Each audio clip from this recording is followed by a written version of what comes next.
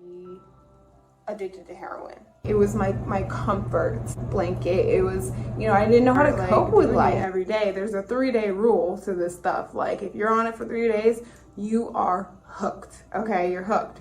3 days of taking, snorting, whatever, how you take your heroin, you are, I'm gonna call heroin boy right now.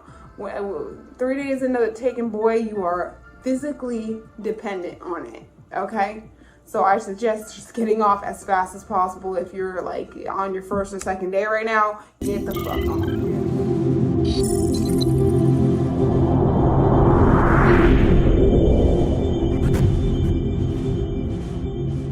If you are new, welcome. So this is my first like video on addiction.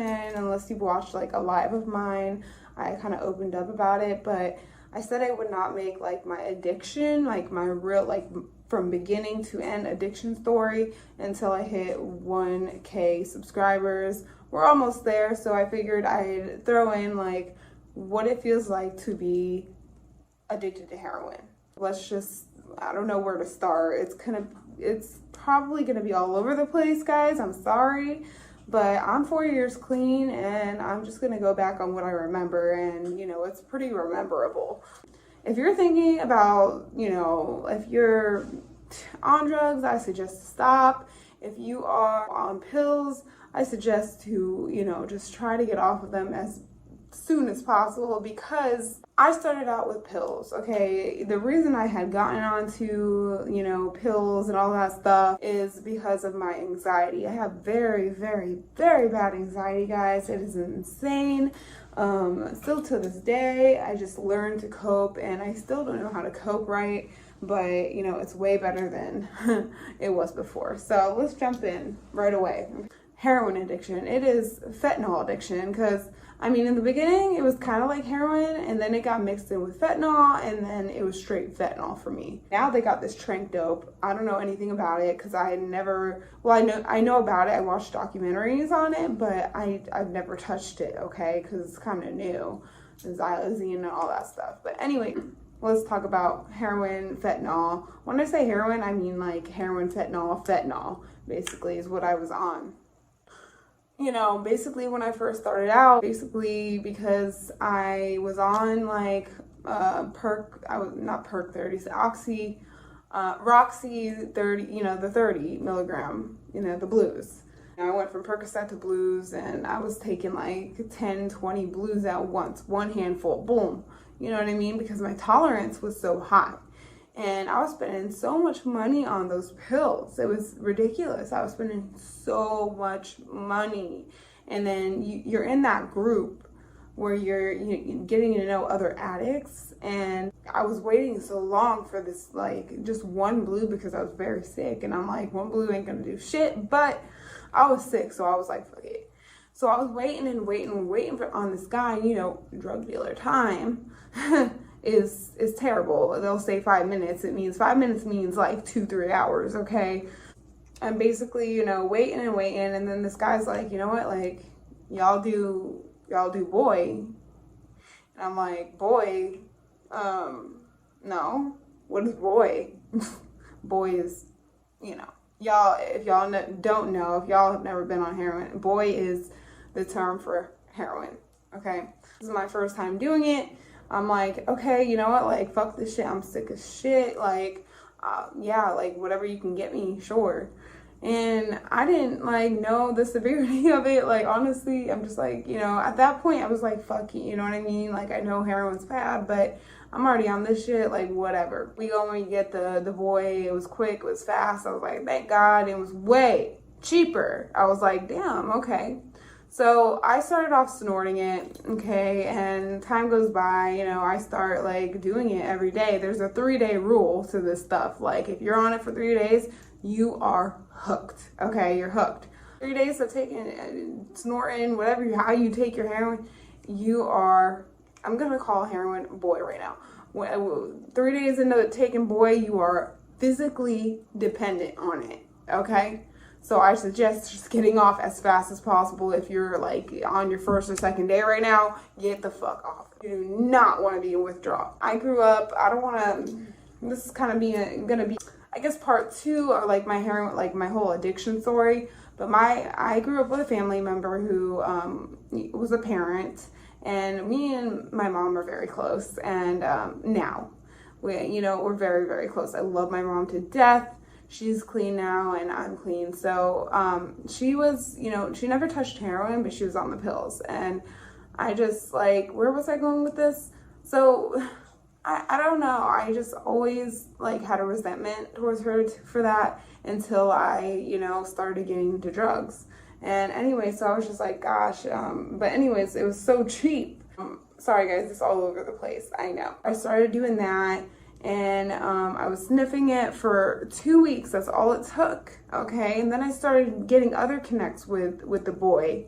And it was better stuff, and I had to travel to get my stuff because my hometown is like a hometown filled with crappy people who all do like just drink and do drugs. But for the boy, the good stuff, you have to travel. You have to travel like an hour down south or an hour up south or up north, up south. Y'all get the gist. So boy addiction, what it's like. What it is like is, it's, I started, like I said, right away after 2 weeks of snorting it, it was getting expensive that way too. So I'm in full-blown addiction, and my friend, has a friend who bangs it.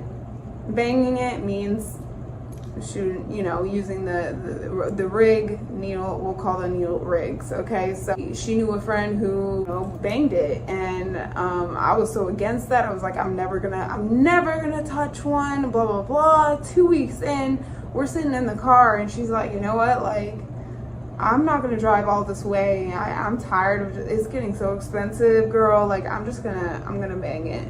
And I was like, what, you have like the stuff for it? And she was like, well, my friend left a whole box, 100 rigs, a box of 100 in her car. And I'm like, what, you have this on you? Like, what? And I was like, no, I'm not gonna do that with you, girl. Like, no. And then I was like, fuck it. Like, we got our stuff, and it was like a little bit, and I'm like, how am I gonna get high off this? Because my tolerance has built up.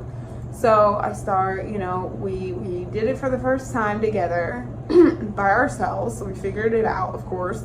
Once an addict, you figure this shit out. I'm banging it, and at the time I was in a relationship, and I'm not going to bring that up too much, but, I was, doing it behind his back. And finally, I told him, like, what I was doing. And then I kind of got him into it. Sadly, he was going through a depression, and so I got him into it. So we were both like, he finally he gave in. So I feel really bad about that. So we started banging it. Okay, this is like a month in, and like one day I didn't have it, and I didn't know what withdrawal was like. Okay, I didn't know what withdrawal was like from boy. Okay, so I started getting the cold sweats. I started feeling really, really like ugh. And I call my mom, and this is where my mom comes into play, because y'all know, like, she was an addict at one point. So I call her, and I actually I drive to my mom's house, and I'm like, Mom, I'm sick. I think I'm withdrawing. And I had told her previously that I was banging up boy. And she was very disappointed. I sat both of my parents down, and I said, I'm banging up boy. Like, this was previously before I got sick. And they were very, like, shocked. They were shocked because, like, once again, my mom has never touched boy. Like, so that was, like, different for her. And she was like, but you're on the hard stuff. Like, be careful, please. Like, and at the time when you're in full-blown addiction, every addict can attest to this, whatever the word is. You don't give a F what the heck anyone thinks. You don't care. You're high. You don't care. So what heroin addiction feels like is like the first time I did it, I can tell you there's two first times. Ran out of storage, sorry guys. Like I said, 2 different times that I did it. If you're snorting it, the first time I did it, let's start out. It was like way different than pills. I was like in love. I fell in love. I was like, fuck pills. Like, it's not going to do anything for me anymore. And it was just such a euphoric type of vibes. Like, relax, you know, you can still kind of do your thing, you know, like you're still awake and stuff like that, but at the same time you can nod out if you do too much. But it was just like my first love to drugs. Like, I knew at that point I was in love. Started a very toxic love-hate relationship with it. The best high that I could ever have in my life, okay? Like, it was my comfort blanket. It was, you know, I didn't know how to cope with life. I've been through so much in life, you know, and y'all will find out in the future when I hit 1,000K. You know, I'll bring up my childhood, but it felt like no care in the world, just nothing like that. Just, you know, you don't care about nothing. You're good. You feel warm, like that warm feeling. But I don't remember too much on the snorting it because it was only for a short period of time. Like I said, I can tell you when I banged it though, that was a whole different level. It was a whole different fucking level, y'all. It was, and I'm not trying to glorify this. I'm just telling you how it felt my first time like doing this. So my first time banging it, I was like, oh my God, like, why was I snorting it? Oh my God, I could save so much money. Like, I almost, like, I did such like a little amount because you can always take more, you can never do less. I always remembered that, okay? Even though I have OD'd in the future, like in my story, but it was just like, once I banged it, it was like, I'm never going back to snorting. I can spend way less money. It was a way higher high than snorting it. It was like, wow. And that's when I got into nodding. Nodding was my thing, and I was nodding, and I was new to the whole boy thing, you know, heroin H thing, that I thought I was like ODing. And luckily I had a person with me to, you know, watch me and stuff. We watched each other, but it was like the best feeling. Okay, like, just think of the best feeling that you can ever imagine. That's what it felt like, okay? And I didn't know what the heck I was getting myself into. Let me tell you, you don't know what you're getting yourself into when you first start this stuff. Let me tell you, it gets so bad. But I'm gonna tell you just what it feels like, a little bit how bad it gets too. Moving on, I was just, you know, using the needle, and I got addicted to it. It started to scare me when I didn't have it. I was like, oh my God, I'm turning into my mother. And it made me cry because I'm like, I don't want to be like, I saw my mother growing up, and it was just the saddest thing in life. Okay, guys, it was so sad to see. So anyways, hold on. This lifestyle started to get so bad. You meet so many really bad people. I mean, they're not bad people, but when they're in their addiction, you get bad. I became a bad person in my addiction, okay? But I'm the sweetest person when I'm sober, okay? It's people deep in their addiction, and you get used, you get robbed, and you do the using, you do the robbing. You do stuff that you think you would never do, okay? I've done everything I said I would never do, okay? And I'm being 100% with y'all. I'm putting this out on the internet. I've done everything I said I would never do, okay? Like, it's crazy the stuff that you will do just to get a $20 bag because you're so sick. You know what I mean? Like, it's crazy. It ruined my life, guys. And this is gonna be kind of short because I'm running out of storage, but guys, like, it got so bad. I was crashing every one of my new cars I got, like, just falling asleep at the wheel. To make this quick, I remember, you know, like, once it got to the fentanyl, like just straight fentanyl, I OD'd, y'all. Paramedics, that had to get Narcan 4 times, IV Narcan, everything. Like, if my friend wasn't there, I would have died. My parents were trying to put me on life. It really scared them. But this is just a quick little thing about like how boy can really fuck up your life. You do not want to get on it. Any drugs, none of it. Like, it's not worth it, y'all.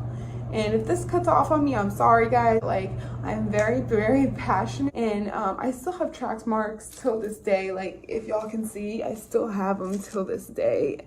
You see that, and you see that. They don't work no more, okay? I had to get all this like tatted up over. It's bad, you know, on my arms, everything, my feet. I had no veins to go into. It was awful. You know, I went to rehab, found out, like, I'll talk about it more in my part 2, like my whole video, but addiction is no joke. You get the cold sweats. It feels like the flu times 1,000, and you just like, you know, I went to a halfway house at one point because the person I was living with, my ex-boyfriend, his family was very like, you know, I was living with his family, and you know, it was like Halloween. We were supposed to have a family thing, and I'm like, 1 second, let me go to the room real quick, or I banged it up, and boom, I'm nodded out, just passed out on the bed. The mom walks in and kicks me out, and I yell at everyone, you're not yourself. You're not yourself at all. You're mean. Let me just say, like, jail is what got me clean. I ended up in jails, institutions, and even death. Y'all, like, I died. So jails, institutions, death, believe it when people say it, guys. Okay, I'm sorry this is kind of like a short-ish video, but I have like no storage. I'm getting a little like, I can't talk right because I'm going back into the past, and this is why I need to be prepared. But I just wanted to give a little insight onto what that addiction feels like, what heroin feels like when you first start it. It's great, it's fun, and then it turns into the worst time of your life. Okay, I had to steal, I had to do everything, like stuff I said I'd never do, y'all. But I'm 4 years clean now, and I regret everything that I have done to people and hurt people, my family, friends, people. Like, I've lost so many people. I've had to revive people who have been ODing in my car, like CPR, like the sternum rub, all that, y'all. If y'all want a video on how to kind of revive someone, and if they're not coming back, call 911. Okay, there's a Good Samaritan law where you don't get in trouble, okay, even if you have stuff on you. Thank you for watching. I think this is a little bit of a different video, guys. Instead of a stripper vlog, get like usual, and like, comment, subscribe. I'm sorry, I'm all over the place. I'm crying. Like, I see myself like getting a little jittery and crying about it. I don't want to cry right now. And maybe I'll make a better video soon. Let me know if I should keep this up. I love you guys. Peace out.